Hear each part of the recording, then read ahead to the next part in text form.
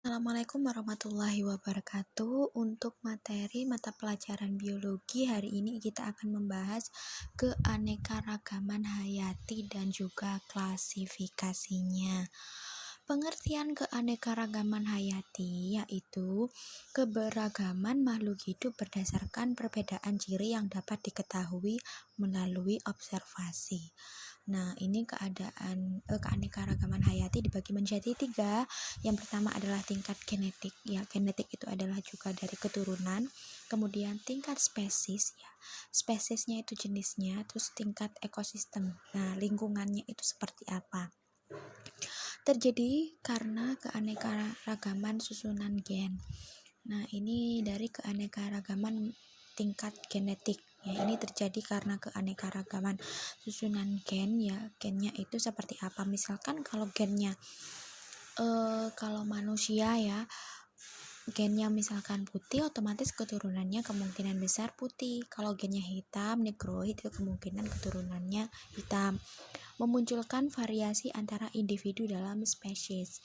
Terus kemudian menyebabkan tidak ada individu yang sama persis. Nah, biasanya kalau tidak sama persis ini misalkan contohnya kalau manusia, kalau bapaknya hitam, ibunya putih, mungkin anak-anaknya mungkin bisa nurun bapaknya atau menurun ibunya, seperti itu. Nah, ini kalau untuk keanekaragaman genetik tumbuhan. Nah, ini adalah contoh-contoh bunga ya. Jadi kalau jenisnya berwarna merah, otomatis peranakannya itu juga warna merah. Kalau warna pink, peranakannya warna pink, dan juga putih juga peranakannya warna putih. Nah, kalau ini contoh keanekaragaman genetik hewan. Nah, ini kalau dilihat dari capung ya, ini jenis capung. Serangga, jenis hewan serangga itu matanya berbeda. Walaupun jenisnya sama, mungkin matanya berbeda. Ini matanya ada yang putih, juga ada yang berwarna merah. Terus kemudian contoh keanekaragaman genetik manusia. Nah, ini genetiknya itu mungkin dari raut wajahnya, mungkin rajanya sawo matang, kulitnya.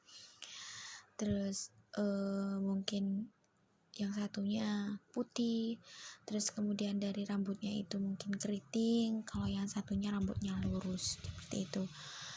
Ini dari keanekaragaman tingkat spesies ya. Tingkat spesiesnya, setiap jenis terbentuk antara pengaruh kandungan genetik dengan habitatnya. Nah, menunjukkan adanya jumlah dan variasi jenis organisme. Ini contoh dari harimau ya.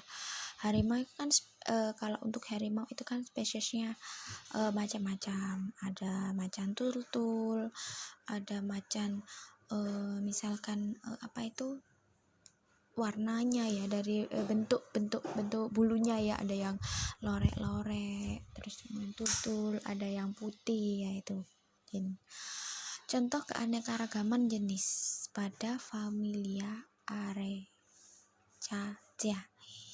Nah, ini aren, kelapa, pinang, dan nipah. Ini kalau pohon aren itu hidup di pegunungan, kalau kelapa itu di pantai ya. Biasanya kalau untuk pohon pinang itu biasanya di tempat kering, dan juga nipah di tempat basah. Nah, ini biasanya dari keempat contoh tumbuhan ini biasanya hidup di tempat yang berbeda-beda. Nah, kalau misalkan kelapa ditanam di tempat daratan tinggi itu kurang ya, mungkin bisa tumbuh mungkin, tapi hasil buahnya yang dihasilkan atau proses pertumbuhannya itu tidak sebaik yang di pantai ya. Di pantai biasanya itu udaranya panas ya, atau daratan rendah. Nah, itu kalau pinang di tempat kering. Nah, kalau tempatnya basah itu kurang maksimal. Untuk keanekaragaman tingkat ekosistem menggambarkan jenis populasi organisme dalam suatu wilayah. Nah, ini ditunjukkan dengan adanya perbedaan faktor antibiotik. Nah, untuk ditunjukkan dengan adanya perbedaan komposisi jenis, popularitas, dan juga organisme. Jadi keanekaragaman ekosistem itu berdasarkan dari tempatnya ya, lingkungannya itu mungkin gersang atau mungkin sejuk, seperti itu. Nah, ini contohnya dari macam-macam ekosistem yang ada di dunia. Misalkan dia hewan atau tumbuhan yang hidup di hutan hujan tropis. Nah, itu biasanya iklimnya dingin ya. Jadi kalau hewan-hewannya yang kuat dengan iklim dingin, tumbuh-tumbuhannya cocok, itu otomatis dia akan tumbuh subur dan juga hidup dengan baik. Nah, ini kalau untuk pada di savana, nah ini banyak rumputan ya. Juga kalau untuk hutan gurun, ini biasanya tropis sekali, panas, juga padang rumput. Nah, ini contohnya. Macam-macam ekosistem di dunia. Nah, ini jadi contohnya juga dari hutan deciduous, ini juga hutan konifera, dari tundra dan juga terumbu karang. Ini contoh-contoh gambar dari ekosistem di dunia. Nah, untuk manfaat keanekaragaman hayati sebagai sumber plasma nutfah, produktivitas ekosistem dan juga perlindungan air dan tanah. Nah, sarana pengembangan ilmu dan pengetahuan, pendidikan dan juga rekreasi wisata, dan pengolahan sampah, nilai sosial budaya dan pengaturan iklim. Ya, jadi keanekaragaman hayati mempelajari itu banyak sekali ya, bisa membahas tentang manusia, tentang hewan dan juga tumbuhan, dan pastinya kita sebagai kalian sebagai siswa dan saya sebagai pendidik itu memberikan wawasan ya, macam-macam keanekaragaman yang ada di dunia ini ya, baik itu tumbuhan, hewan dan juga manusia ya.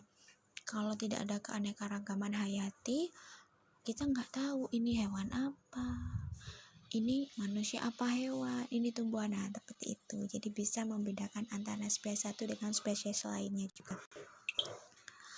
Kemudian keanekaragaman hayati di Indonesia. Nah, ini di Indonesia merupakan negara megadivitas. Jadi 17-25% spesies makhluk hidup di dunia terdapat di Indonesia. Nah, 40.000-nya spesies tumbuhan dan 3.350-nya adalah spesies hewan, dan juga 12.000 ya jenis untuk jamur, dan juga 1.500 jenis monera. Nah, ini jadi contoh spesies hewan dan tumbuhan yang ada di Gunung Gede Pangrango dan juga Pegunungan Dieng Wonosobo. Perkiraan jumlah spesies biota di utama. Nah, ini bisa kalian catat dan baca sendiri ya. Mana yang jenis-jenis biotanya itu ada monera, jamur rumput laut, lumut, Preridobia, tumbuh berbunga, serangga, moluska, ikan, amfibi, reptil, burung, mamalia. Itu bisa kalian bedakan di Indonesia spesiesnya ada berapa, dan juga di Indonesia spesiesnya ada berapa. Selanjutnya, aktivitas manusia yang mempengaruhi keanekaragaman hayati. Untuk aktivitas manusia yang menurunkan keanekaragaman hayati, perusakan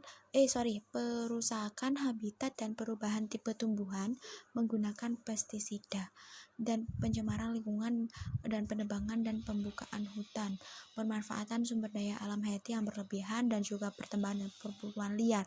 Nah, ini aktivitas manusia yang dapat merusak keanekaragaman hayati. Apalagi sekarang banyak marak di TV-TV, kayak contohnya seperti hutan-hutan bebas yang ada di Kalimantan, Sumatera, itu dilakukan penebangan secara liar tanpa ada surat izin atau kepada pihak tertentu. Nah, itu bisa menciptakan lingkungan yang tidak sehat ya, bisa menimbulkan kebakaran, banjir, bahkan kekeringan. Nah, untuk aktivitas yang positif nih manusia untuk melestarikan keanekaragaman hayati, contohnya seperti pembiakan in situ, yaitu pembiakan makhluk hidup langka dalam habitat aslinya, misalkan pendirian cagar alam. Misalkan kalau ada ekosistem atau jenis yang terdapat jenis tumbuhan yang misalkan langka, itu dibudayakan, diperbanyak lagi. Yang bagaimana contohnya ya? Contohnya misalkan dari pihak-pihak tertentu ada yang memang khusus mengamabiakan atau mendobelkan ya proses tumbuhannya tersebut ya, jadi langka, memang harus dilindungi. Kemudian pembiakan situ, yaitu membiarkan makhluk hidup langka di luar habitat aslinya, misalkan penangkaran hewan di kebun binatang ya, misalkan jenis panda, komodo itu bisa dilestarikan di tempat tertentu yang memang dia bisa hidup di tempat tersebut. Nah, selanjutnya klasifikasi makhluk hidup. Klasifikasi makhluk hidup, pengelompokan makhluk hidup ke dalam tingkat tertentu berdasarkan tingkah laku. Jadi terdiri dari 7 takson. Ada kingdom, phylum, classius, order, familia, genus, dan juga spesies. Jadi untuk jenis klasifikasinya ini ada klasifikasi alamiah, klasifikasi artifisial, konvensional, klasifikasi modern, dan juga genetik dan ovuler. Nah, ini nanti kalian cari sendiri ya. Untuk sistem kingdomnya ada 2 kingdom, yaitu 3 kingdom, 4 kingdom, 5 kingdom, dan juga 6 kingdom ya. Jadi ada 5 jenis. Ini nanti kamu cari pengertiannya. Ini juga tugas ya. Jadi ditulis aja di buku tugasnya, minggu depan dikumpulkan. Nah, untuk binominal nomenklaturnya menggunakan bahasa Latin ya, terdiri dari 2 kata. Kata pertama nama genera genius diawali huruf kapital dan juga keduanya spesies ya.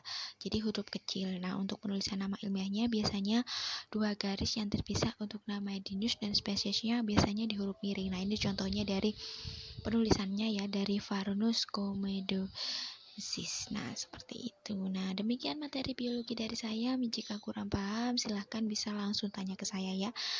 Sekian dulu. Wassalamualaikum warahmatullahi wabarakatuh.